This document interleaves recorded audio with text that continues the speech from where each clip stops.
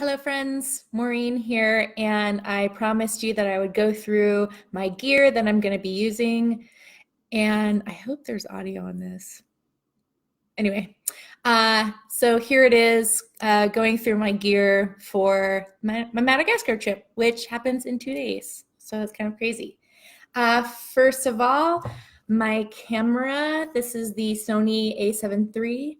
And I love it. And my main lens is going to be this 24 to 105 lens. And my backup lens, I have a 50 millimeter lens.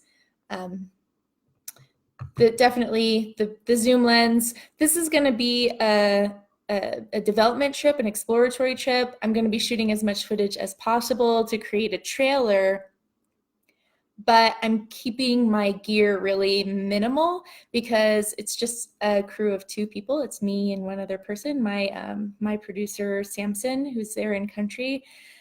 And we're gonna be doing a lot of moving around and traveling to different villages.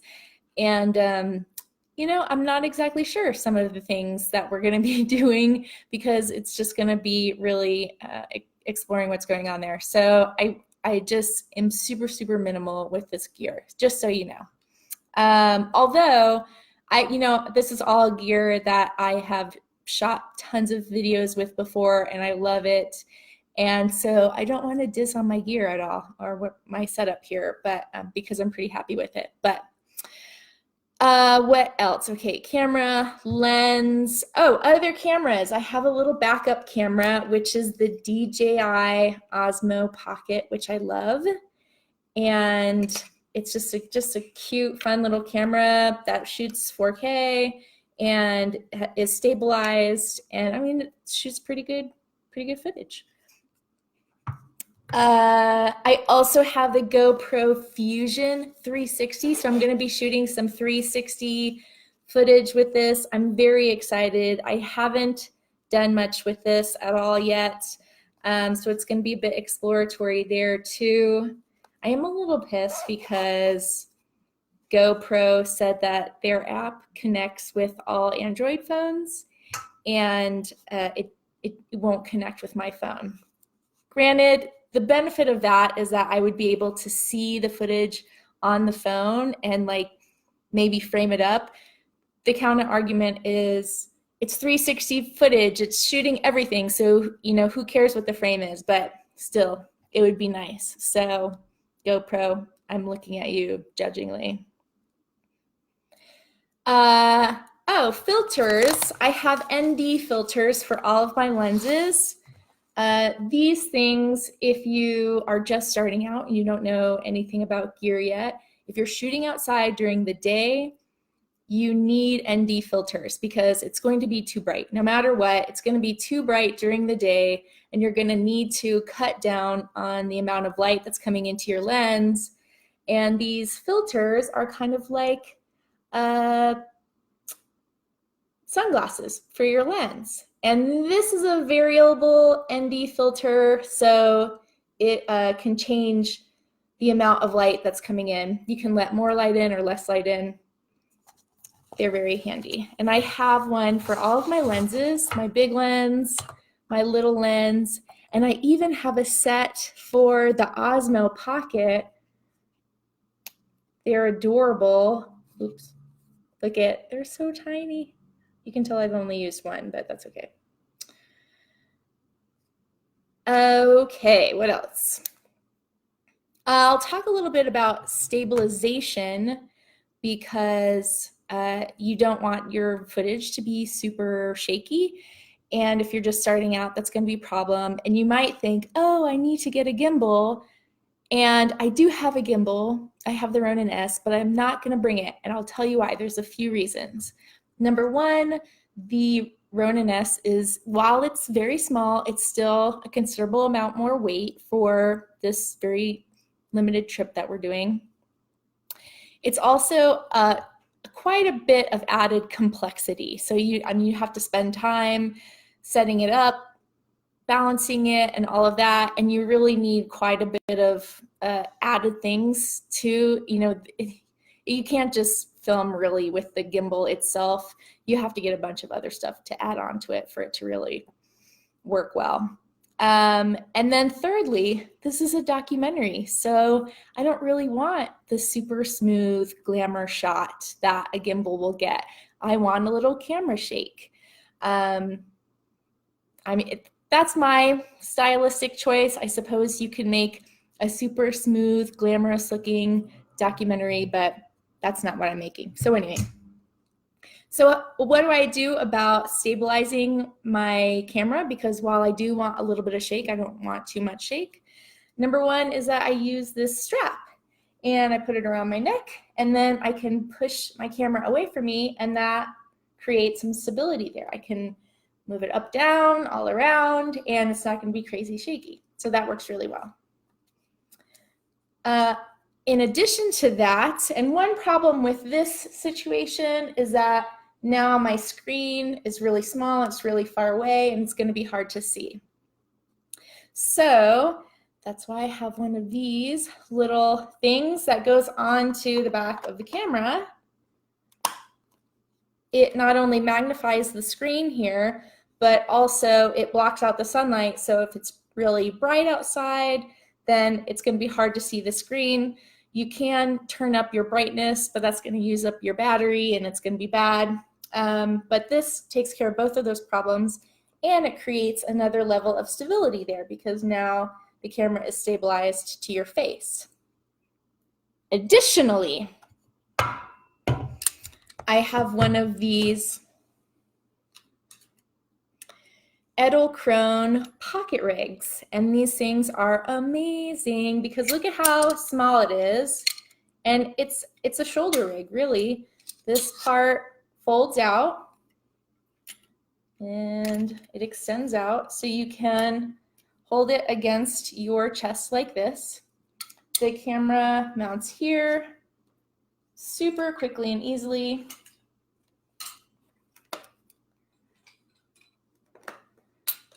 It's got a twisty thing. It's got a dial, so you don't even need any extra tools. You do need to be able to see clearly. Okay, there we go.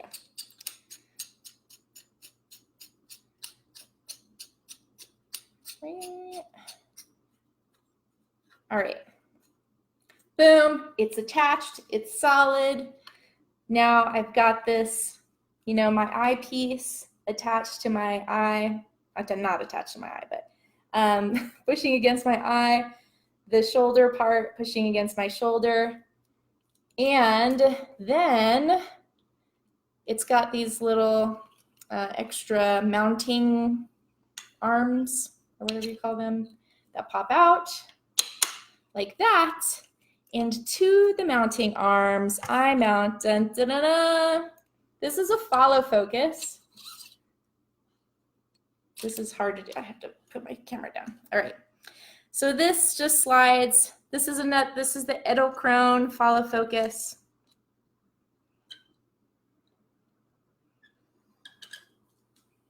Just attaches right on there. And then the handle for the follow focus, not only does it allow you to get, very smooth follow focus, but it creates another point of stability there. Everything now is like holding this camera super stable, and I can move it up, down, all around while seeing my shot clearly and being able to follow focus. Super. Okay. I'm going to take this apart a little bit. I'll just leave it there. Okay, what else? Microphones. I've got the Rode on-camera microphone here and the wind cover. I also have the Rode Link wireless lavalier setup. And this is mainly just going to be for in case I do some interviews. It's possible that I'll do some interviews. So in which case I use a lav mic. As far as lighting goes, I plan just to use natural lighting. The Sony a7 is great in that it works really well in low light, and it shoots in S-Log, so that gives me a lot more flexibility. I do have this tiny little LED light. which I would really only use like in an emergency situation if I want to light up just someone's face. Like if I do an interview, I hate when people's eyes are in shadow. And so I would just use this to light up somebody's eyes, really. Oh, of course, I also have a headlamp. Not that I would use this for lighting, but in case I find myself in the dark. What else? Oh, headphones. Very important that you have headphones that totally cover your ears to block out the sound so you know exactly what the audio is that you're recording, just in case you're getting sounds that you don't want to get in there, like wind blowing and cars rumbling and things like that. Okay, as far as my tripod goes, again, I'll really only use this if I end up shooting an interview. This is a really, look how tiny it is. This is a Manfrotto Be Free tripod. You know, my camera setup is so small. I don't need a giant, heavy, super expensive tripod. I just don't. And anybody who tells you you need that is full of crap for this tiny little setup. It has a fluid head, that's important. It has this little balance ball, so it's super easy to balance.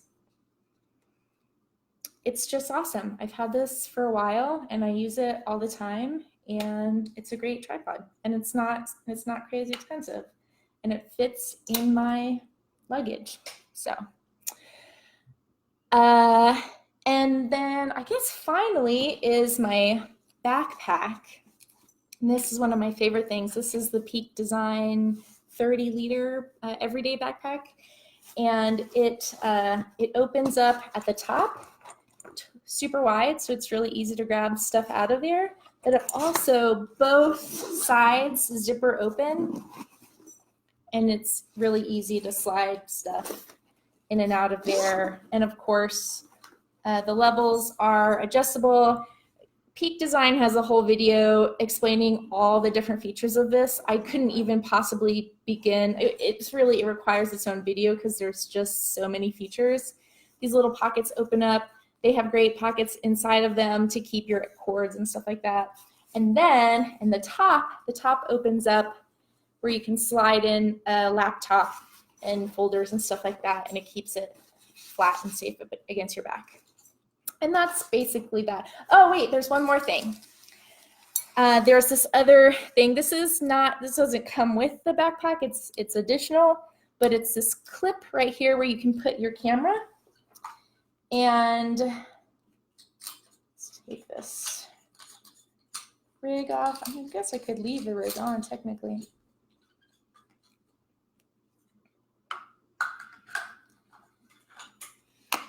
Okay, so there is just another little base plate on there that you attach to the bottom of your camera. I could attach it to that pocket rig actually, but I won't. I'll just show it with this. Slide it on there. It's got a little Allen wrench to tighten with.